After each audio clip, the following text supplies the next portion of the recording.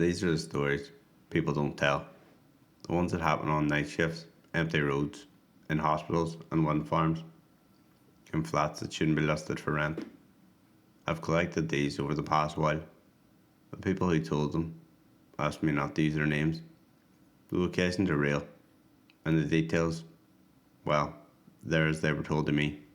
Whether you believe them or not, it doesn't matter. These people believe what they experienced. I've been in the Guards for 7 years, based out in Ennis, mostly in the traffic division, which involved accidents, speed traps, and drunk drivers. We got good body cameras about 2 years ago. Department policy. Everything was to be recorded and logged. It was a Tuesday in March when I responded to a collision on the N85. Single vehicle, reported around 11 o'clock at night. The car had gone off the road and into a ditch. When I arrived, the driver was standing next to the wreck. A silver Passat with the front end now crumpled. He was in his mid-40s, shaken but unhurt. Said he swerved to avoid something in the road. What was it, I asked. A child, standing in the middle of the road. I looked around. Empty fields on both sides. No houses for a couple of kilometres in each direction. A child? Out here? I know how it sounds, he said, but I saw her, clear as day. A little girl, maybe about 7 or 8, just standing there.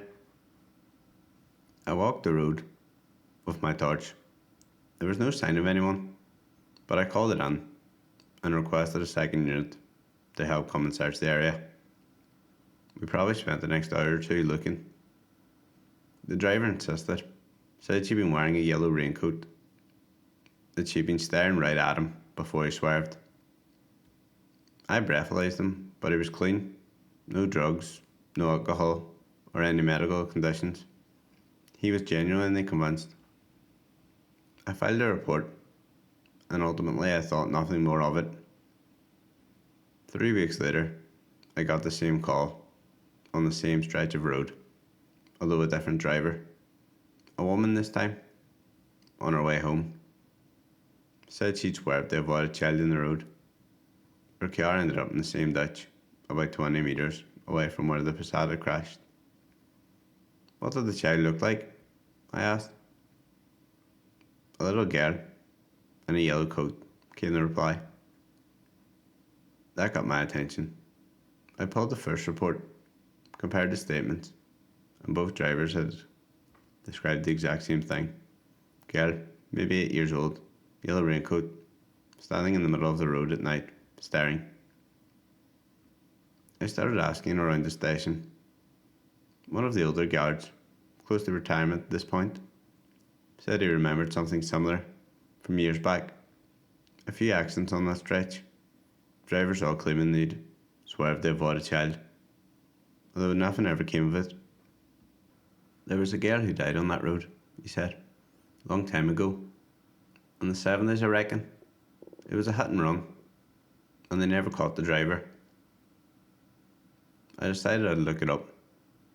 In April 1978, an 8-year-old girl walking home from her friend's house was struck by a car, and the driver never stopped. She'd been wearing a yellow raincoat, body found in the ditch by a farmer the next morning. It's the kind of story that gets told around here, a local tragedy and an unsolved case. I'm not superstitious. I don't believe in ghosts. But then it happened to me. I was driving home one night in April on the same stretch of road, just past midnight. I came around the bend near the crash site, and there she was, standing in the middle of the road. Little girl, yellow raincoat, pale face, staring directly into my headlights. I slammed on the brakes, and the car skidded, stopping maybe 3 or 4 metres before her. She didn't move, just stood there, looking at me. I sat in the car, my hands shaking, staring back. She looked real, solid, not transparent, not glowing, just a child standing in the road. I reached for my radio, But then I remembered the body camera. It was recording. I got out of the car slowly. Hello? You alright?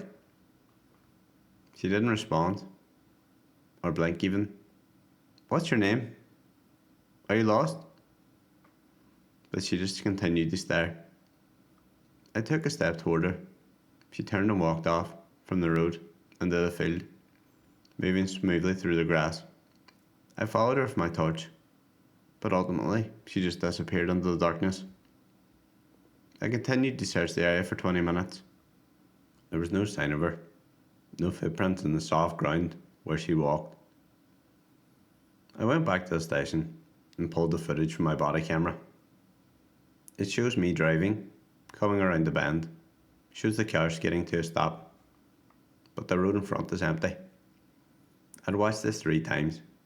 The camera shows me braking harshly for nothing, getting out, talking to the empty area, and shows me walking into a field, looking around, ultimately now looking for nothing. But I saw her. I'm certain of that. I showed the footage to my sergeant. He watched it. Then he looked at me. You alright? I saw a child right there, I said. The camera says different. He replied, but I know what I saw. He didn't say anything for a moment. And then he said, take a few days off and get some rest. But obviously, I didn't take the time off. I decided I was going to solve this. I requested the accident reports from that stretch of road, going back for the last 20 years. In total, there was 14 collisions, all single vehicle, all drivers claiming they swerved to avoid a child in the road. 5 of them specifically mentioned the yellow raincoat. None of the dash cams or body cameras had ever caught anything. I started driving that road often, different times and in different conditions, but I never saw her again. But last month there was another accident in the same spot. A young fella, 19, rolled his car, avoiding something in the road. I gladly responded to the call. He was crying, kept saying he had her, that he felt the impact. Had who? I asked. The little girl, the one in the yellow coat. I looked his car over, and there was no damage, well, apart from the roll. No blood, or no evidence of an impact with a person. His dash cam was running. I watched the footage there in the field, on his phone. It shows him driving, the road ahead empty, and him suddenly swerving, and the car rolling. No child, nothing in the road. But he was adamant. Said he'd felt something. Said he'd seen her face through the windscreen before everything went black. I filed a report, but I didn't mention them about the other cases. Sure, what would be the point? The cameras don't lie. 14 accidents over 20 years. Not one frame shows anything on the road. But 15 drivers now had all seen the same thing. The same girl, the same coat, in the same spot. I still drive that road. I watch for her every time. And I think about my body camera footage. Me standing in an empty road, talking to nothing, searching for someone who isn't there. I think about the difference between what a camera sees and what I know I saw. I think about the little girl who died in 1978, walking home in her yellow raincoat, and how nobody stopped. And I wonder, are the cameras wrong? Or is it us who are wrong?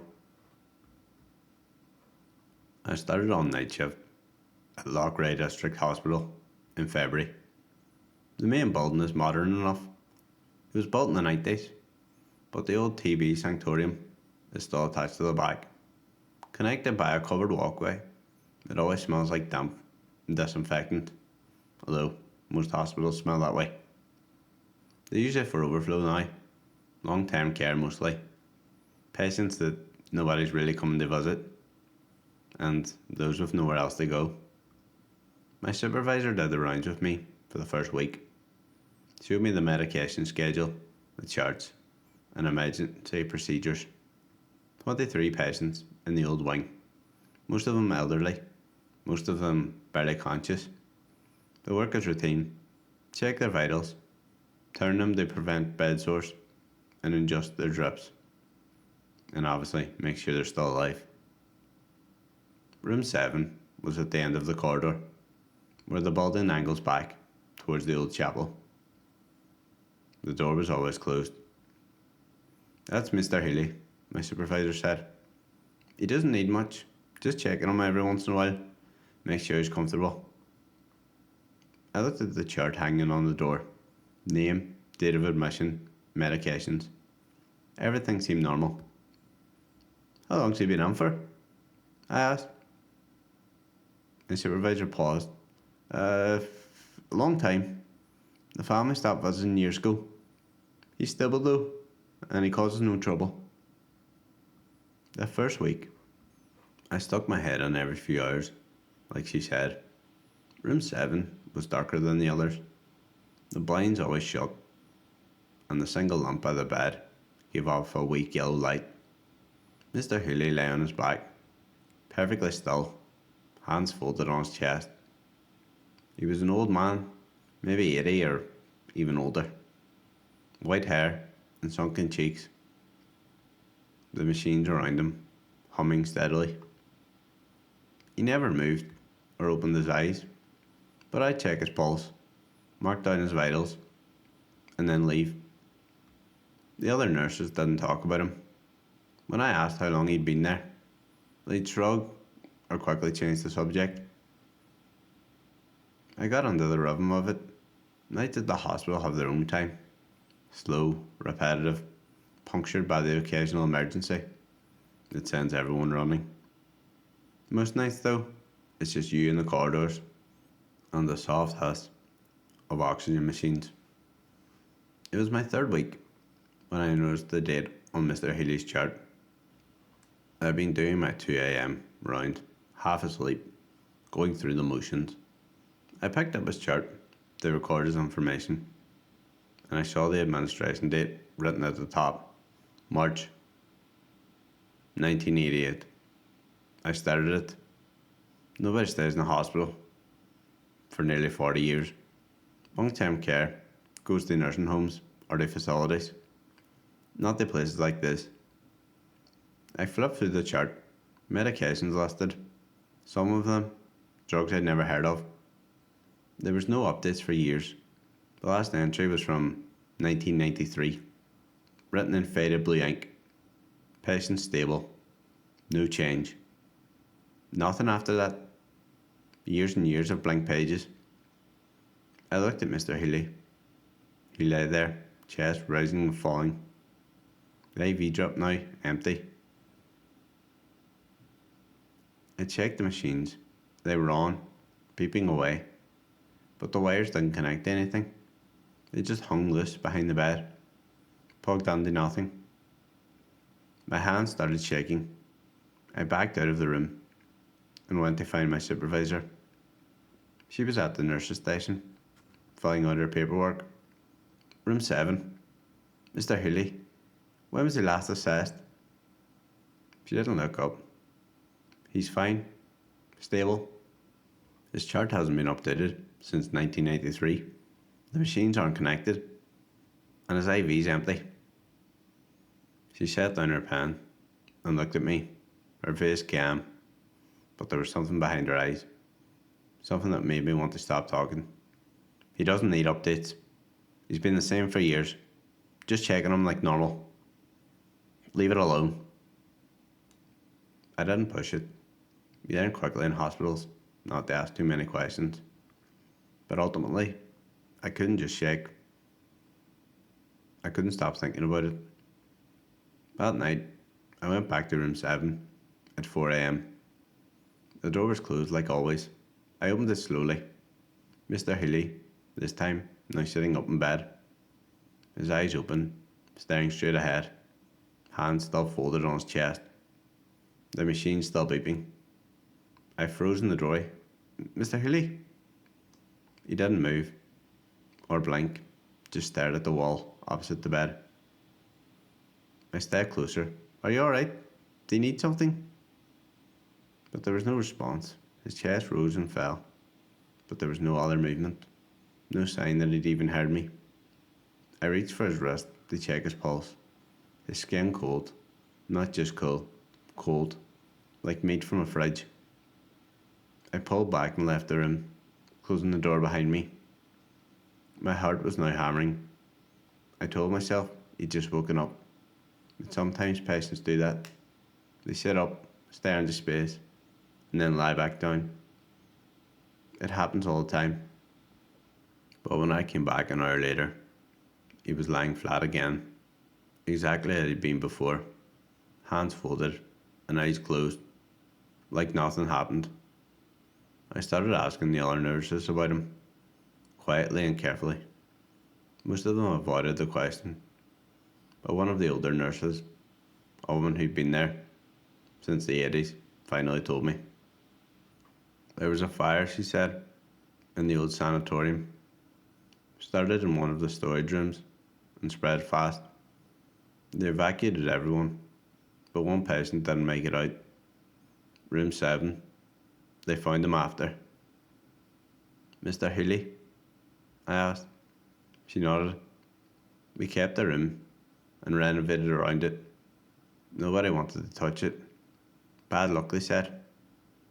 But there's someone in there now. I seen him. She looked at me for a long moment. You're new. You'll get used to it.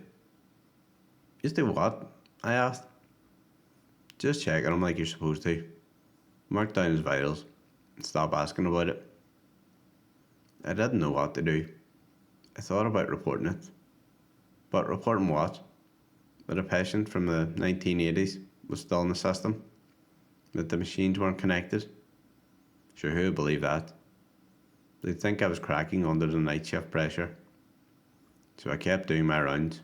Every few hours, I'd open the door to room 7, check on Mr. Healy, mark down the vitals that didn't mean anything, and leave. Some nights, he'd be sitting up, staring at the wall. And once, just once, as I was leaving, I heard him speak.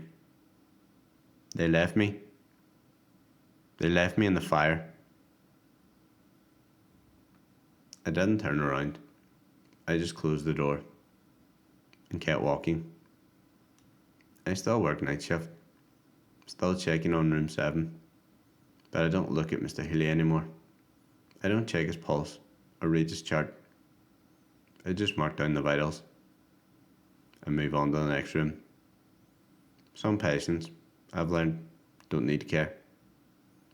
They just need someone to remember that they're still there. I've been driving lorries for about 22 years. Started when I was 19, doing local deliveries around Dublin, working my way up to long haul. Now I run the nights, Dublin to Cork, Cork to Galway, and Galway back. The roads are empty, the pay is better, and I don't have to deal with traffic. You do see strange things on the night roads. Deers on the motorway, foxes in the laybys.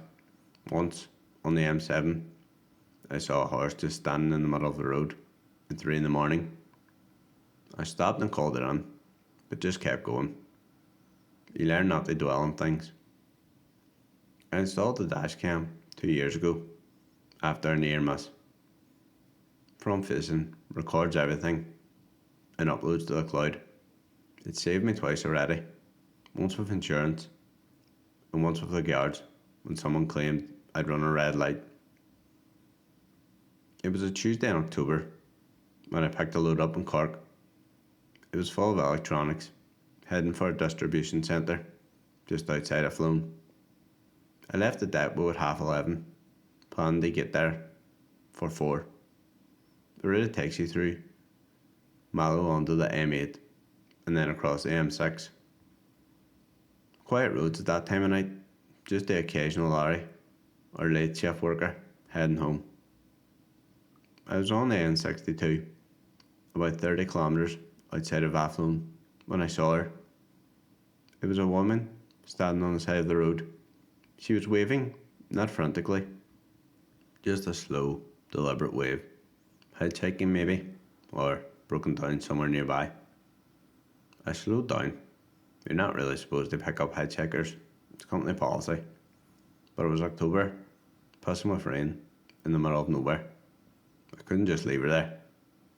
I pulled onto the verge and rolled down the window.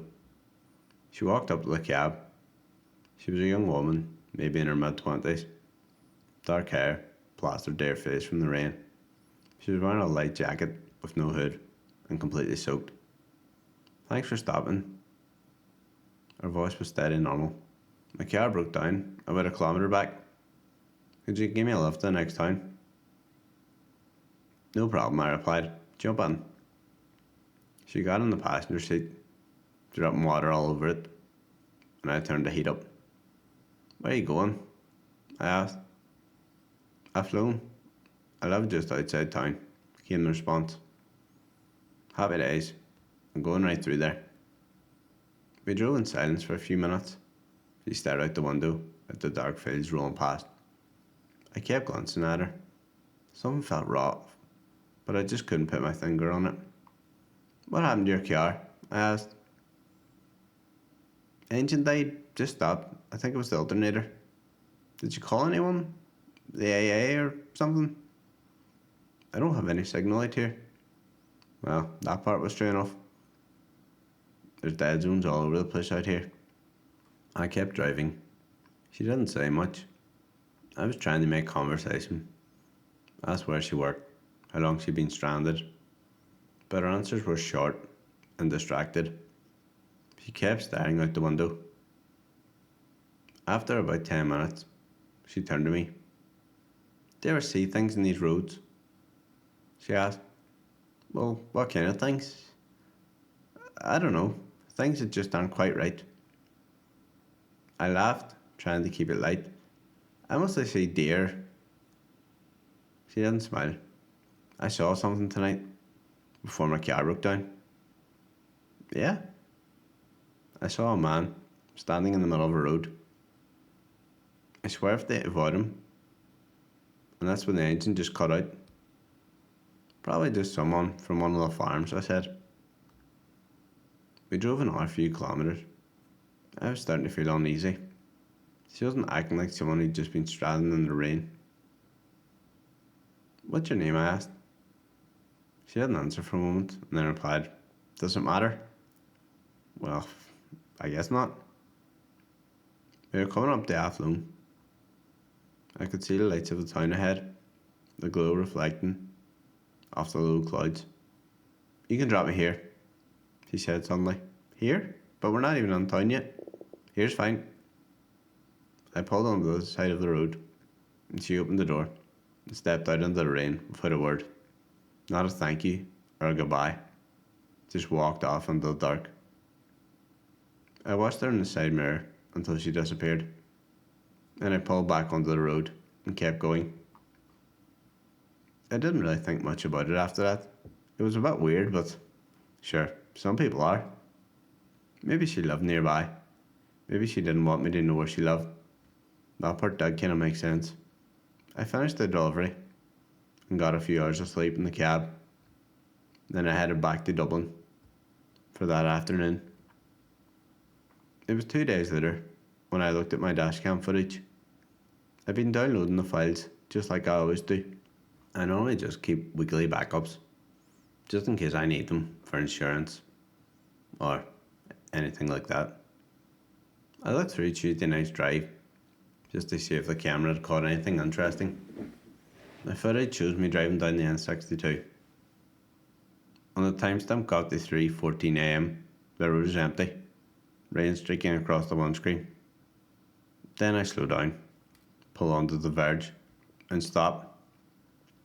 The camera shows the road ahead, but there's no one there. I wait, with the truck idling, the wipers sweeping back and forth. After about 30 seconds, I pull onto the road and continue to drive. That's it. There was no woman, no one standing on the side of the road, no passenger door opening. I rewound it, watched it again, and the cab's empty the whole time. It's just me, alone, sitting there on the verge for half a minute, and then driving on. I checked the interior cam, the one that faces the driver's seat. It shows me always looking to my right and talking. My lips are moving, like I'm having a conversation, but the passenger seat remains empty. I'm gesturing with my hand, nodding, but there's no one there. I watched the whole segment. Then at 3:26, I pull onto the verge again, just outside Athlone. The camera shows me looking at the empty seat, and I'm looking at it for a few seconds. Then I pull back onto the road. I didn't remember stopping the second time. I only remember stopping once when picking her up. But I checked the logs, and they matched the footage. I asked around, other drivers, lads at the depot. A few of them heard stories about a woman who died there in a crash, that she'd been hitchhiking and got picked up by someone who fell asleep at the wheel. Unfortunately, they hit a tree, and they both died instantly. Some drivers say they seen her standing on the road. But here's the thing. Nobody who picks her up remembers dropping her off. They remember stopping once, and then she's gone. But my dashcam doesn't lie. It shows exactly what happened. I remember sitting right there, dripping rainwater onto the seat. I remember her voice, and her face, and the way she stared out the window. But the dashcam said that didn't happen. The passenger seat was still soaking when I checked the next morning, with a puddle of water on the floor. I still drive that route, but I don't stop anymore. Not for anyone. But sometimes, late at night, I catch a glimpse in the side mirror, a figure standing on the verge, waving slowly as I pass. But I don't look back. I just keep driving. I got a job at a wind farm in Mayo through an agency. It was security work, night shifts, 4 nights a week. The pay was decent and the work was easy. Drive around the site, check on the turbines, and make sure nobody's tampering with the equipment or nicking any copper wire. It's pretty isolated up here. It's just moorland and bogs for miles. But I didn't mind. I worked in Dublin for years, packed into a shopping centre with 1,000 people a day, screaming at each other. This was quiet. The site of 37 turbines spread across the hull. Each one is about 8 metres tall. Massive white towers with 3 blades that turn slowly in the wind. They're actually louder than you think. Not the blades themselves, but the low hum that comes from inside. The mechanical grinding that never quite stops. You get used to it after a while, and it just becomes background noise. I started in March. The site manager gave me the rundown, the routes and emergency contacts, and what they do if a turbine throws an error code. He didn't mention anything unusual, just told me to keep an eye out for trespassers and call the guards if I saw anyone who shouldn't be there. The first few weeks were rather uneventful. I drive the perimeter road in the site van, stopping at each turbine along the way to do a visual check. Most of the time, everything was normal. Occasionally, one would shut down automatically if the wind got too strong, and I'd have to log it. Relatively easy work. The turbines are numbered T01 through T37. T19 is the furthest out, right at the edge of the site, where the access road turns to gravel and then to mud. It sits on its own, about half a kilometre from the nearest turbine, overlooking a stretch of bog that's been there thousands of years. It was my 4th week when I first heard the children. I was parked at T19, falling out the log sheet. It was just past 2 in the morning, overcast with no moon. The wind was steady, and the turbine blades were turning with a slow, rhythmic swoosh that sounds almost peaceful. if you don't think about it. Then I heard laughter. Faint, distant, but unmistakable. Children laughing. The high-pitched sound of kids playing. I turned off the engine and rolled down the window. The laughter was coming from somewhere near the turbine. Carried on the wind. I grabbed my torch and got out. Hello? Anyone there? The laughter stopped. Now just the wind and the hum of the turbine. I walked around the base of T19, shining the torch into the darkness. But ultimately there was nothing. No footprints in the mud. No signs that anyone had been there. I got back in the van and radioed the site manager. Told him I heard something near T19. Maybe kids messing around. Kids? He said. Up there? Not a chance. Nearest house is 10 kilometres away. But I heard laughing. There was a pause. Must have been the wind. Does strange things up there. Don't be worrying about it. So I finished my patrol and didn't think much of it, as he said. Realistically, it could have been anything. Wind through the turbine blades, an animal, or maybe I just made it up. But I heard it again the next night, in the same place, in the same time. Children laughing, echoing through the turbines. This time, I didn't get out of the van. I just sat there, listening. The laughter seemed to move, first near T19, then further out, toward the bog. Then back again, circling the turbine, like kids playing tag. I called it in again, but the site manager sounded annoyed. There's no one up there. It's just turbines. The sound bounces around. You'll get used to it. But it didn't sound like turbines. It sounded like children. I couldn't let this go now, so I had to start asking around. I talked to the day shift security when we were swapping over, and the maintenance crew. A few of them had heard stories. One of the engineers told me before the wind farm was built, there'd been an old school up here, one of those tiny rural schools from the 1800s, long since collapsed. But he reckoned a dozen kids had died there during the famine, buried somewhere on the site. It's probably bullshit, but people say you can hear them sometimes when the wind's right. I don't believe in ghosts.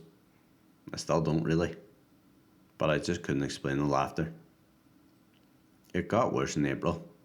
I started hearing voices, not just laughter. Children's voices calling out like they were trying to get my attention. Hello? Mister, can you help? We're lost. Always at T19. Always at night. I stopped getting out of a van now. I park at a distance, do a visual check through the windscreen, and move on. But the voices were following me. I'd hear them at T20 and T21 now. Always faint. Always just out of reach. The site manager came with me, finally, one night, because he needed to see for himself. We drove to T19 together, parked and waited. But there was nothing, just the wind and the turbines. See, there's nothing here. But as we were driving back, I heard it again.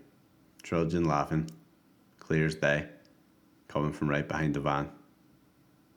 The site manager didn't hear it. He looked at me like I was losing it.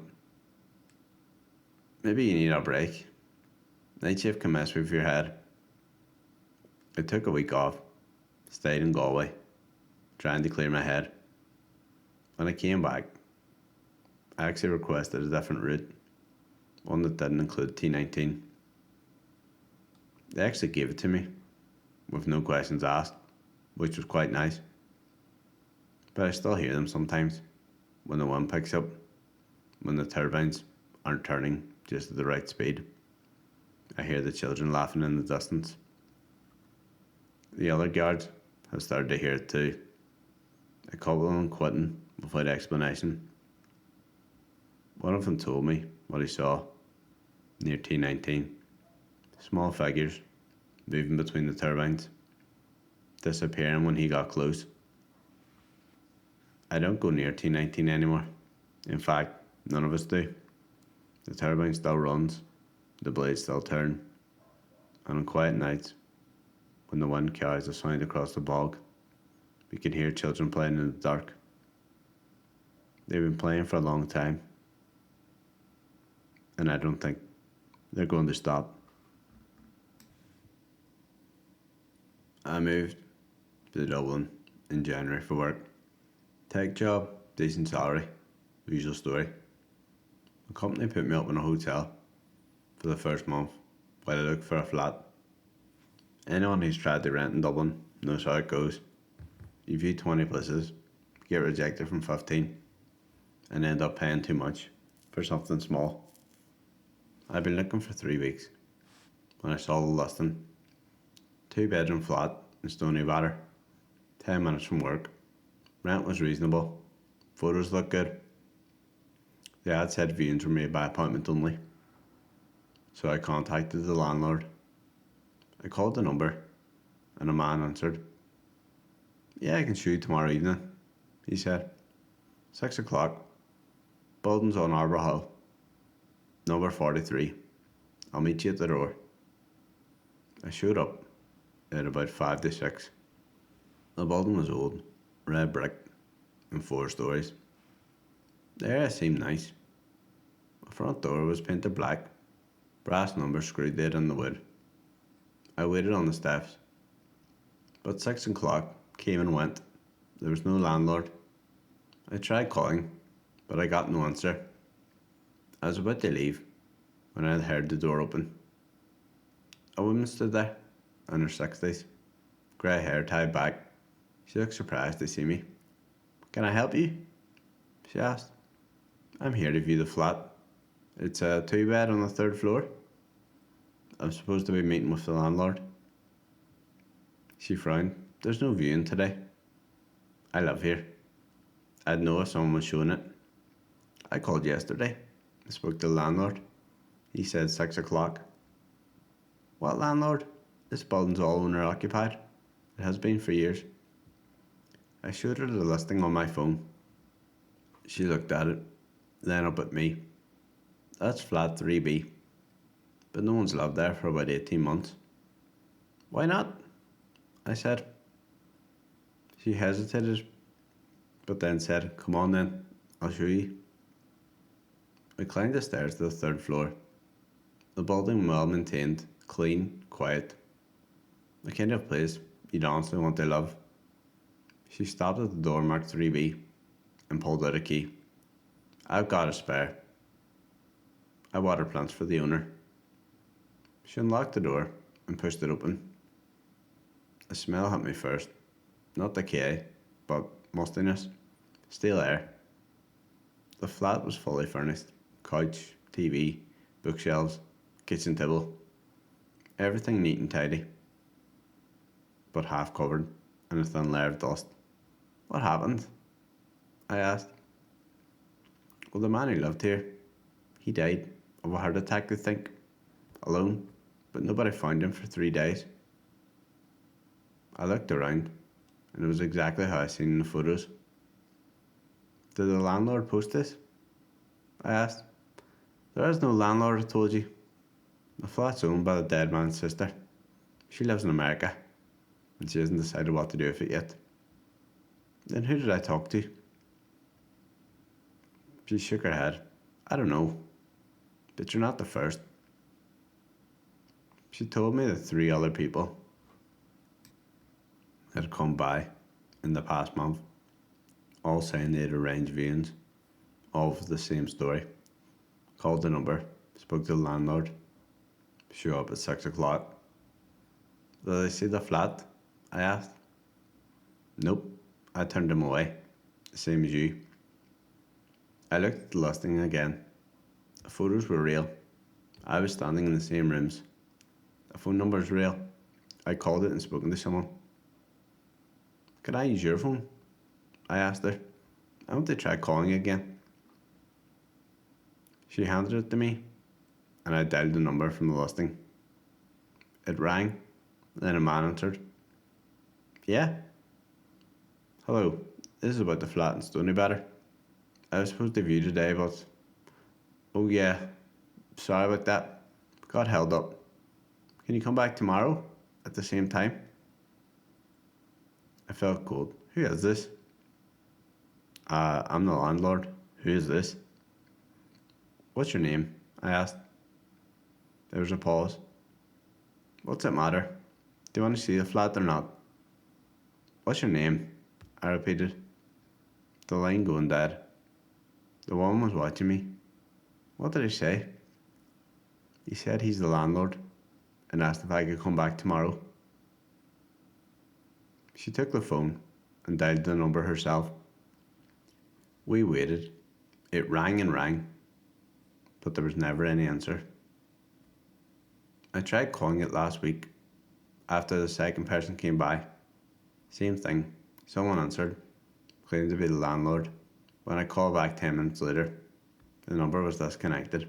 We stood in a flat, surrounded by the belongings of a dead man, photos on the wall, him with family, some of him on holiday, smiling, a mug on the kitchen counter, still half full of tea, now covered in mould.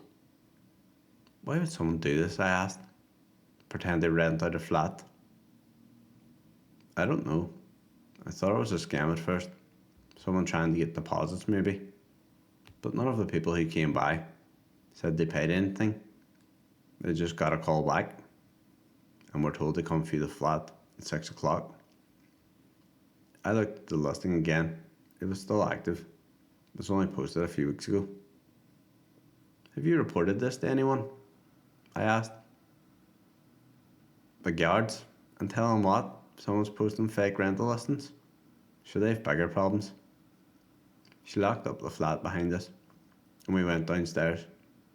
Before I left, she gave me her number.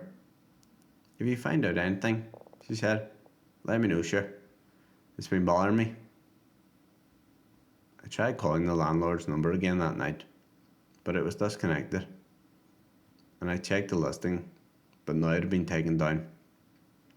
But 2 days later, it was back up. Same photos, same description, although now with a different phone number. I called it.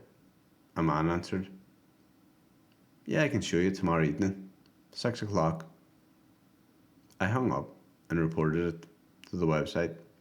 They took it down within an hour, but it was back up the next day. I started asking around, posting in Dublin housing groups, asked if anyone else had experienced this. A couple of people replied. All had arranged viewings at the same flat. All had been given the same time, 6 o'clock, but none of them had actually gotten in the door. One of them said something that stuck with me. I went back a week later, just out of curiosity, knocked on the door of the woman who lived in the building. She said nobody had arranged a viewing with her, but when I mentioned the flat number, she went pale. Said I was the 5th person that week.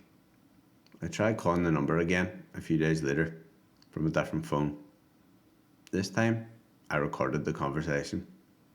Yeah, the man answered. I'm calling about the flat. Right, yeah. When can you view it? Who are you? I asked. I'm the landlord. What's your name? Why? Because I want to know who I'm renting from. Another pause, this time longer. Do you want to see the flat or not? Yes. 6 o'clock then, 43 Arbour Hill. I'll be there. Good, don't be late. And he hung up. I went to the viewing, showed up at 6, waited on the steps. The woman who lived in the building saw me through the window and came out. Not again, she said. I know, but I need to understand what's happening. So we went up the stairs again, into the flat that she'd unlocked. Everything the same, dust, silence, and the smell of stale air. We waited. I don't really know what I was expecting. For someone to show up, maybe. For something to happen. But of course, nothing did. As we turned to leave, I noticed something I hadn't seen before. On the kitchen table, underneath a pile of unopened mail, there was a phone. Old model. Flip phone. The kind that nobody uses anymore. Was that there before? I asked. The woman stared at it. Nah, I was here last week. Pretty sure that wasn't there. So I picked it up. The battery was dead, but I put it in my pocket. That night, I charged it. When it powered on, there was one number in the call history. The same number from the listing. Outgoing calls only. Dozens of them. All made in the past month. All made after the man who lived in flat 3B had died. I showed the phone to the guards. They took a statement, said they'd look into it, but of course, I heard nothing back. The listing kept appearing, different websites, different phone numbers, but always the same flat, always 6 o'clock. I stopped following it after a while. I found a different place to live and tried to forget about it. But a few months ago, I got a call from a number I didn't recognise. Yeah? A man's voice said. Still interested in the flat? I hung up immediately, blocked the number. He called back from a different number an hour later. 6 o'clock, he said. Don't be late. I haven't answered my phone from an unknown number since, but sometimes, late at night, I get texts. No words, just an address. 43 Arbor Hill. 6 o'clock. I don't know what happens if you actually show up alone.